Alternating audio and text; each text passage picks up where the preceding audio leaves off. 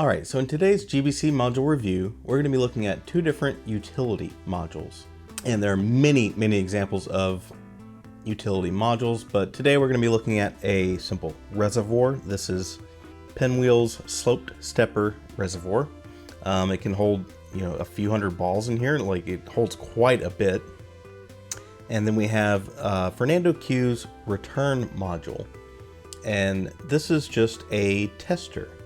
So basically you can set up just this and a single module in some cases and just run balls in a circle all day and test the long-term stability of a module. So both of these can be very useful in using and testing other GBC modules. Let's get into it and get into the details. Okay, so first we have Pinwheel's Slope Stepper Reservoir Module. And I actually, this color scheme is exactly how it is in the instructions. I liked it because it was something different.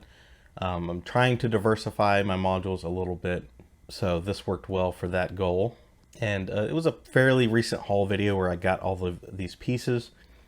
It was quite a big Bricklink order, but again, I wanted it to match. I have lots of 1x4s in red and things like that. And I did keep, this is exactly as the instructions are. I like that this looks like it's brick built instead of just using a bunch of 1x16s or trying to get the least amount of bricks. I liked the 1x4s and I like the way that it looks.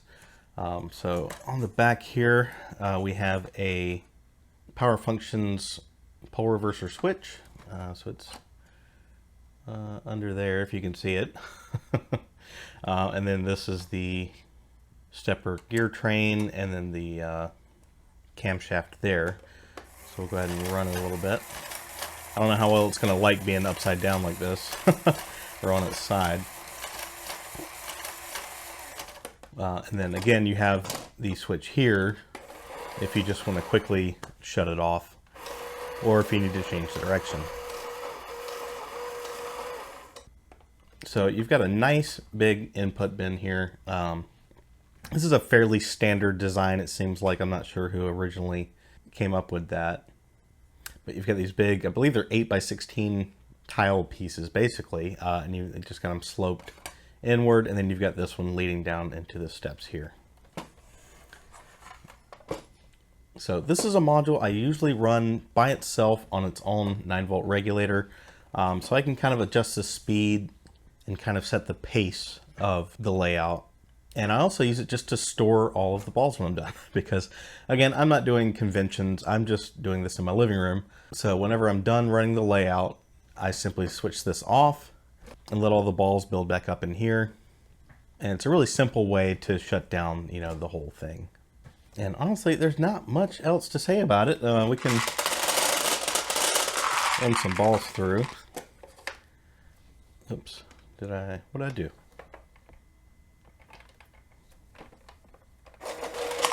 Okay, so this is at full speed here, and it seems to work pretty well. It usually always gets a ball up into the top step, and looks to be about 1 ball per second, so that works just fine.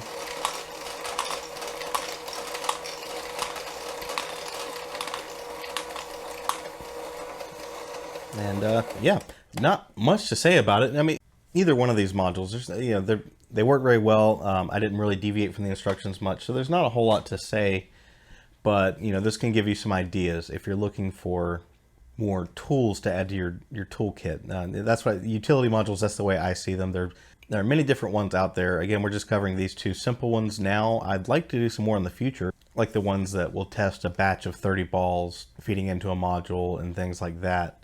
There's also splitter modules. There's a ton of stuff out there. But for me, I think these two are great for your first two. So now let's look at Fernando Q's Return Module. Okay, so you can see the idea here that you can move these around as much as you want, these ramps, and they're also modular. They're adjustable. Here are 3 extra sections that I'm not using at the moment. The longer the sections are, the slower the balls run down and the less they like to jump off. So I would keep that in mind. And the entire idea of this is you could have a module you're testing right here, have the input here, output there, and they just run in a circle instead of having to have, you know, 4 or 5 or, you know, modules to complete a loop. So this was incredibly valuable to have when I was testing modules as I've built them. And a lot of times just in a loop, it's just good to have to just finish off that last bit of the loop. You know, it's adjustable. You can have this go halfway down the table if you need it to, you know. Or you can just do this, you know, if you just need a very small section. So you can see we can actually test this right on its own. I hope these teeth aren't going to hit. Oop. Well, okay, that's fine. I think I ran out of pieces there. I think I built that a little bit differently. Okay, so let's run the wire around the front here.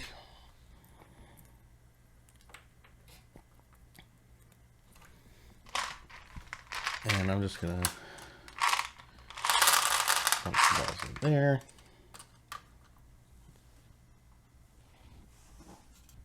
Oh, let's see.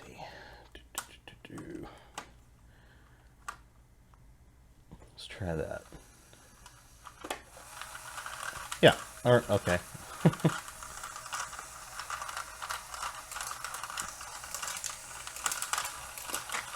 Okay, just like that. So yeah, it can just sit there and run on its own all day long.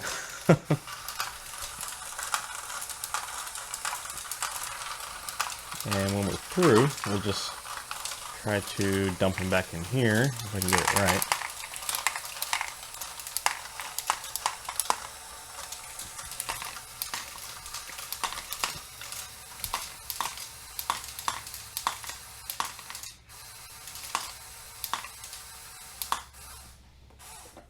I'm not sure what's going on with this connector. There's something, it doesn't look dirty or anything. That's a cable I made, that's on me. So again, I'm not really sure what else I could say about it. It's built well. My color scheme, I went with blue as an accent color instead of, I believe it's red in the instructions. I don't even remember. But again, I was trying to differentiate a little bit, and I looked at it and I think I have the pieces to do this in blue, and didn't really have any other blue modules. And I have seen people say that chain lifts like this work better if the motor's at the top and driving, or it's driving it at the top, but the motor's down here. But if you make your own cables or you have extensions, you could mount the motor up here, I guess, if you wanted to. But it is driving the top sprocket here, even though the motor's down here. You also have a clutch gear here, you know, just in case it gets hung up, you know, that can help there. So you don't destroy your gears or anything like that. And one thing I like about this is it gets your ball stream down to 1 instead of like a scoop, you know, where it's moving multiple balls at a time.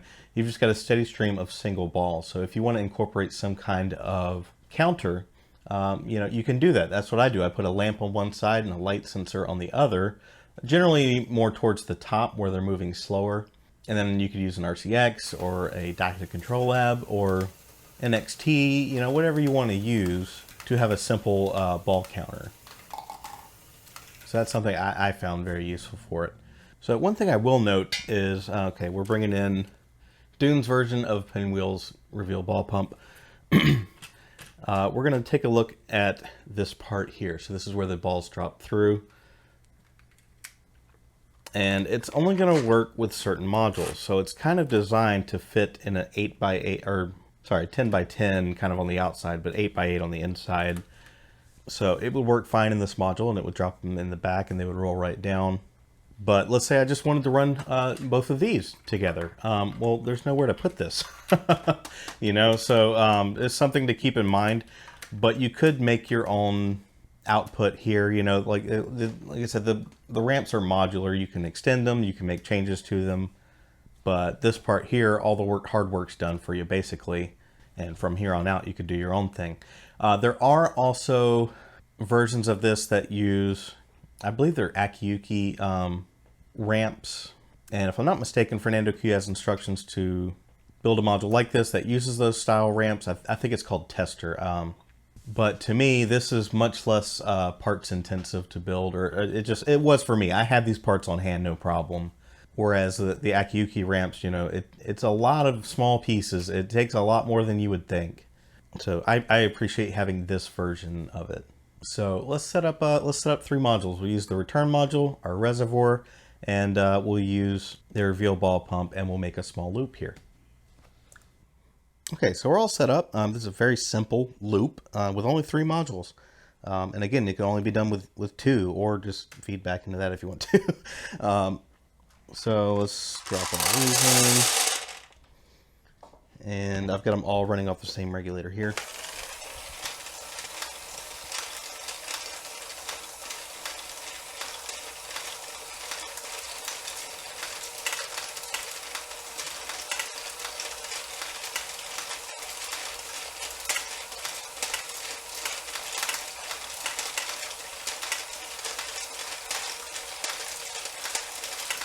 And there we go.